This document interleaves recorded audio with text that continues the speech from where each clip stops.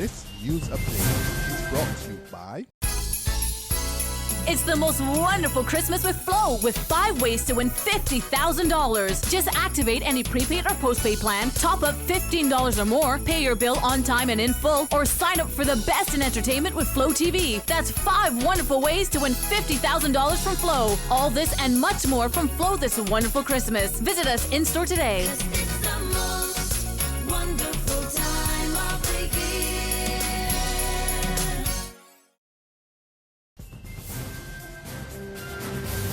It's Tuesday, December the 20th, 2016, and this is your Barbados Today Evening Update. I'm Emmanuel Joseph. Thanks for joining us. We begin with news that the Barbados Defense Force is getting $6 million worth in free military aid from China. Foreign Affairs Minister Senator Maxine McLean and Chinese Ambassador to Barbados Wang Qi signed a protocol yesterday that details the specific equipment which the People's Liberation Army of China has agreed to provide to the BDF. The Chinese ambassador said the equipment will include a patrol boat for the Coast Guard.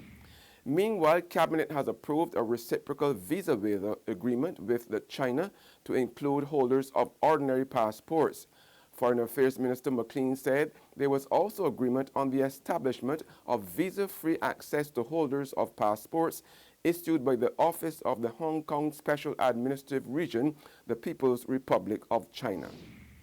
In other news now, a declaration from Minister of Health John Boyce that medical practitioners must always be held accountable for their actions.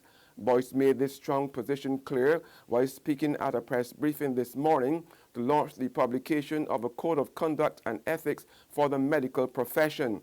He said it's important that medical practitioners are informed of their expectations of the medical council which governs them and of acceptable behaviors. A standard of conduct acceptable to the Medical Council, the Barbados Association of Medical Practitioners, the University of the West Indies, and the wider public must be maintained by practicing physicians.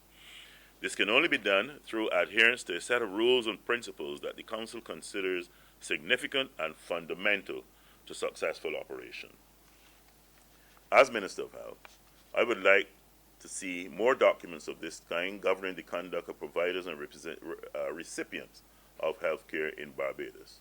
For example, a code of conduct for nursing care in Barbados and a code of conduct for paramedical disciplines which complement our health care system. And especially in the case of paramedicals, we are finding that more and more we are getting requests from paramedical practitioners of many, many different disciplines seeking membership of our paramedical council.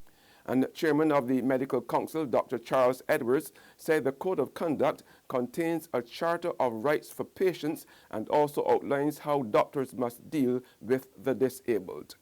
Observance of the principles in this Code of Conduct is particularly important when dealing with the sick or disabled people and their relatives, who in their time of need may be anxious and vulnerable to exploitation, abuse, or neglect.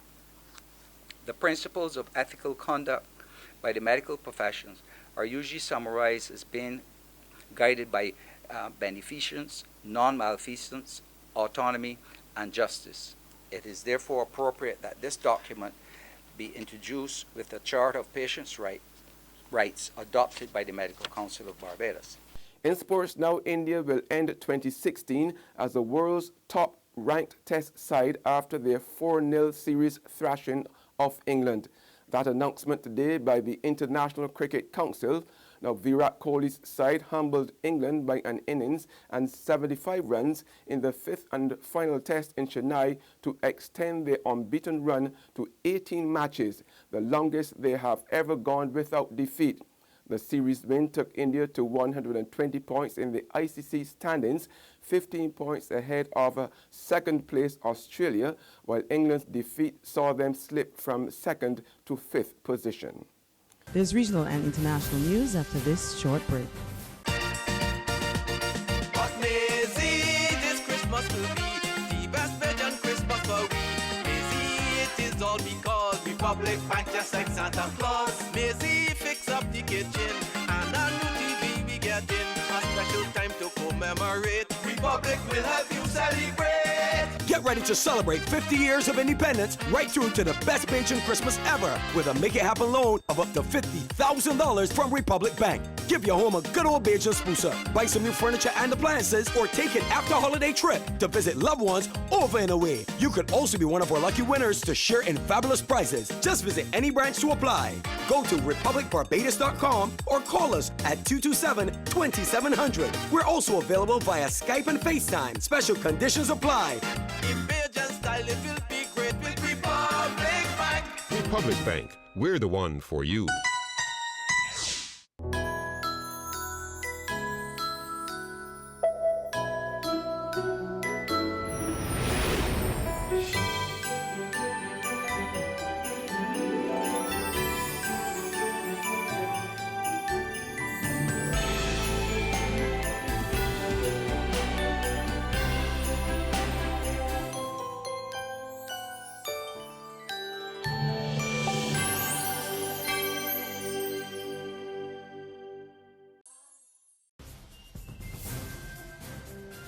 Welcome back with news from the region now. A raw sewage problem has forced the closure of at least one business in Jamaica.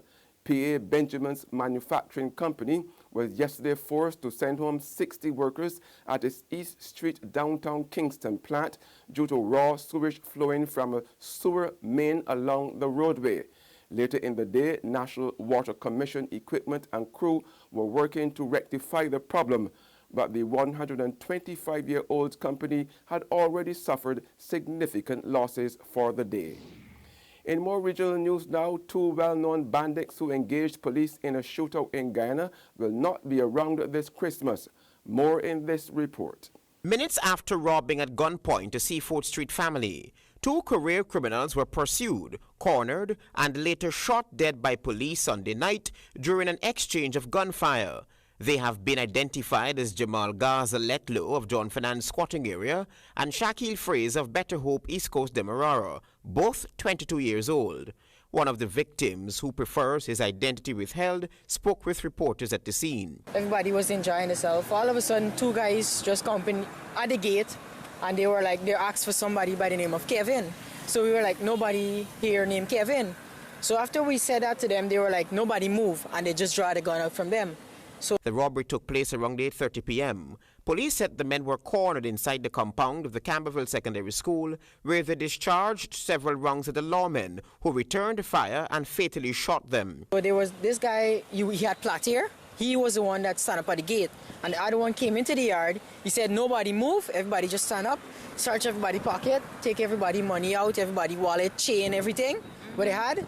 Then he went into the house, whoever was in the house, plug out all the phone that was charging and everything, take all the money, all the chains and everything that we were wearing, and they just gone with it. An unlicensed revolver with 5 live rounds and a spent shell were recovered next to the slain bandits, along with some of the stolen articles, which included 5 cellular phones, a chain and cash. And on the international scene, ISIS has said one of its militants carried out the lorry attack on a Berlin Christmas market, which left 12 people dead.